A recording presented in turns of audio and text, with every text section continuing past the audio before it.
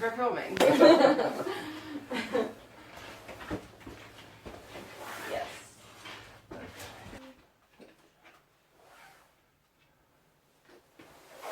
Okay, Peter, I'm going to have you say your first and last name and spell it for me. Sure. My name is Peter Cowan. That's Petercowin, also known as the Bee Whisperer. Mm-hmm. And, okay, the Bee Whisperer. Okay, so we are here at your bee farm.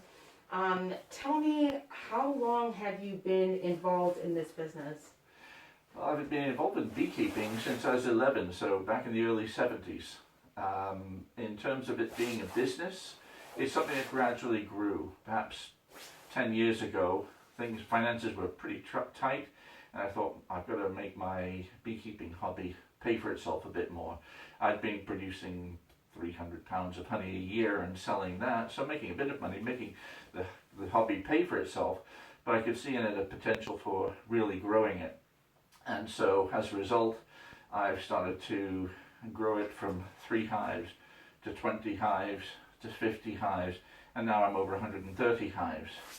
But I've also been growing the business in terms of selling bees, which is probably the bulk of my business. Obviously the honey they produce, but also beekeeping supplies and teaching beekeeping. So I run a beekeeping supplies store here in Hamden, and I run beekeeping classes both at adult ed all over the state, but from my farm here. So people can have a classroom experience in the morning, and then we go into the beehives in the afternoon, and it's a sort of a best way to sort of get rough and dirty with it, get your hands wet with it, and get involved with the bees themselves. And how is managing the bees for you, like the process? Is it difficult? Is it easy to do? Well, I've always been a zoologist all my life, since I was much younger. Even still, I was always involved with animals. I did a zoology degree from the time I was 20 onwards, so I've been a zoologist for over 40 years now. So the husbandry side of it is something that comes naturally to me. I just love animals. I'm very interested in them, and the more interest you take in them, the better you are at looking after your animal.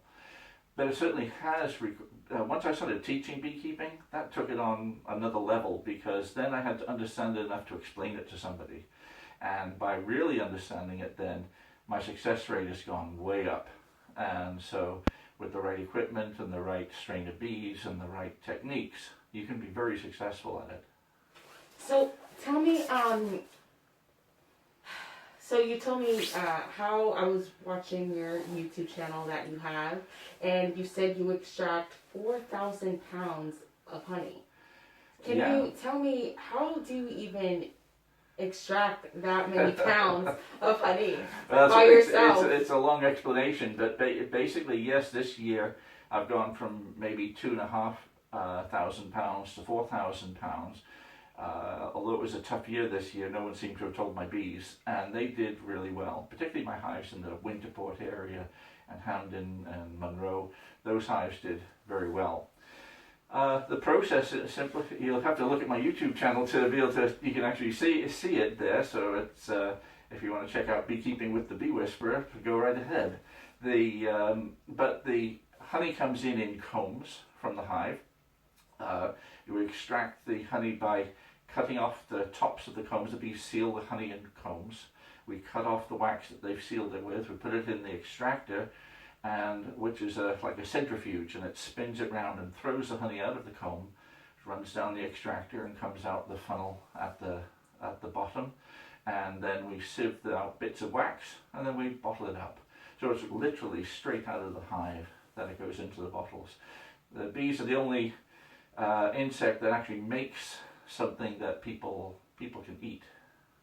And you said that it was a tough year for the bees. I know that we had a tough year ourselves, but why was it a tough year for the bees? Right, well, the bees have had to deal with viruses all the time, but so they haven't had to deal with the viruses we've had to deal with recently. But the big problem we had this year in Maine was the drought.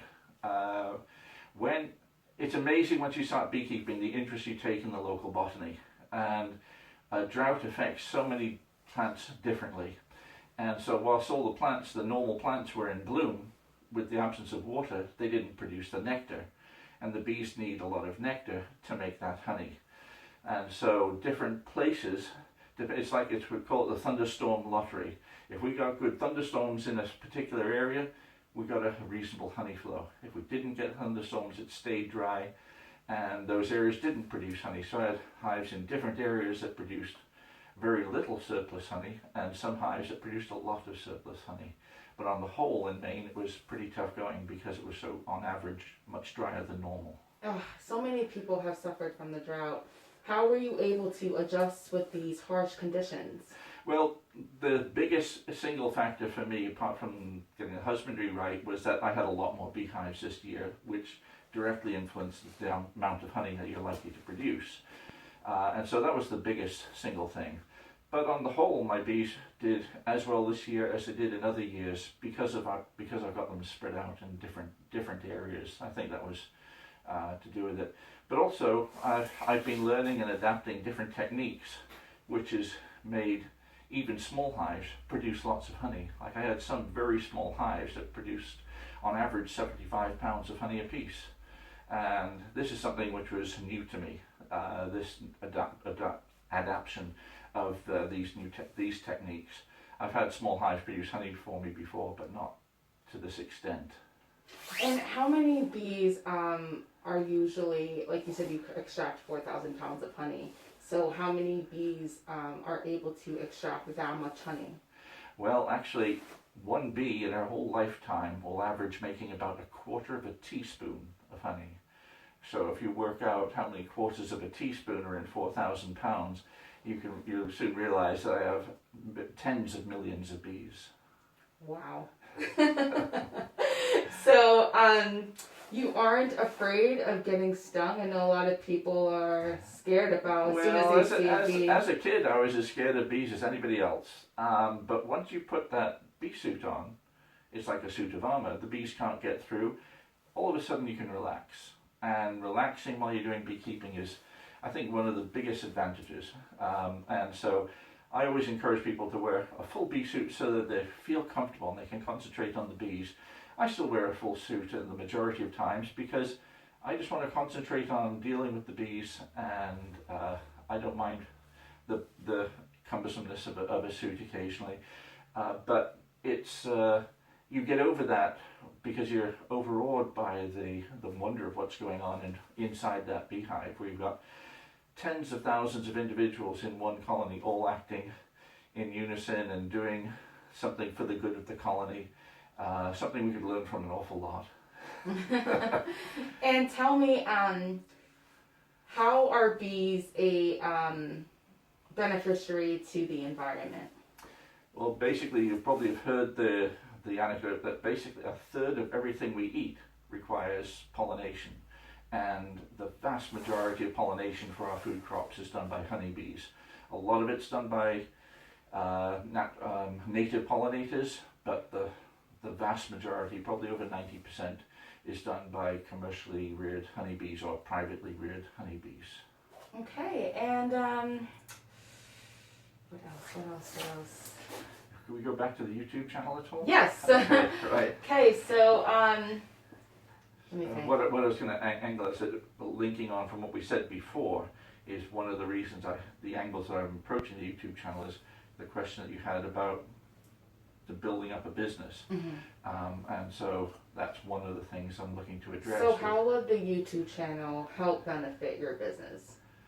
Well, the YouTube channel I set up in order to, number one, help beginners and people thinking about starting up with bees, but number two, to do sort of what I've done myself and build up a small business.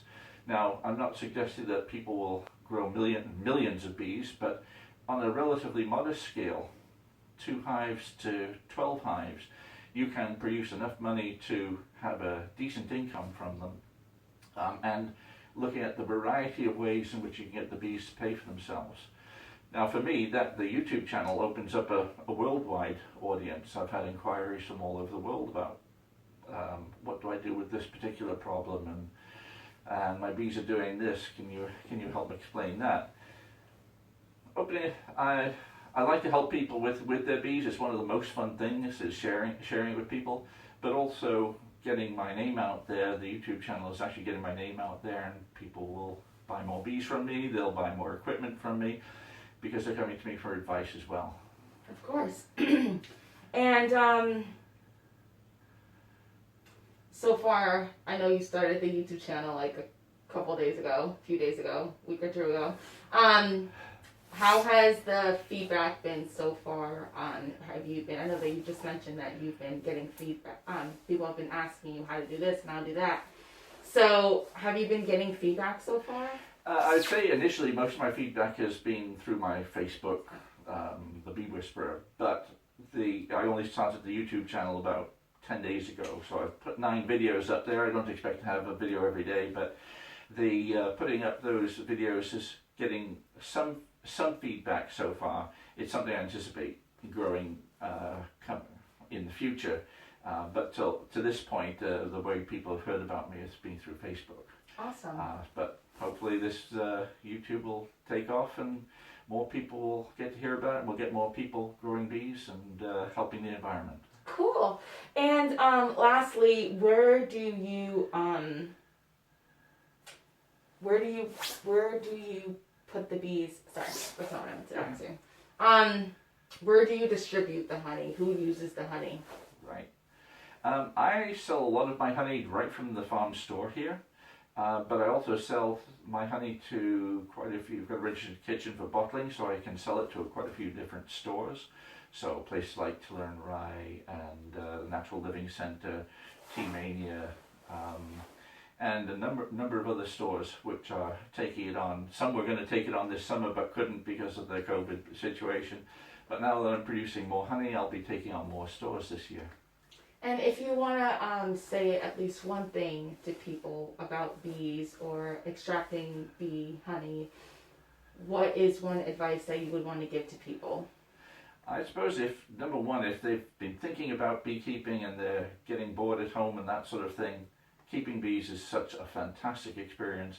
This is the year to do it. Get involved in beekeeping, take a beekeeping course. There's a lot of information out there, not just my channel or my Facebook, but a lot of stuff. Mainbeekeepers.org is a great resource. And it is such a satisfying hobby, not just because you're producing something and it's sort of paying for itself as well, but you're helping the environment. And it can be a very social hobby as well. I love sharing it with other people. So my favorite days of the year when I have like open hives here and I've got lots of beekeepers coming and looking inside my beehives and learning by what I'm doing and then applying it to their own beekeeping. But opening up a beehive is just such a wonderful experience to see what's going on there and see its impact around you.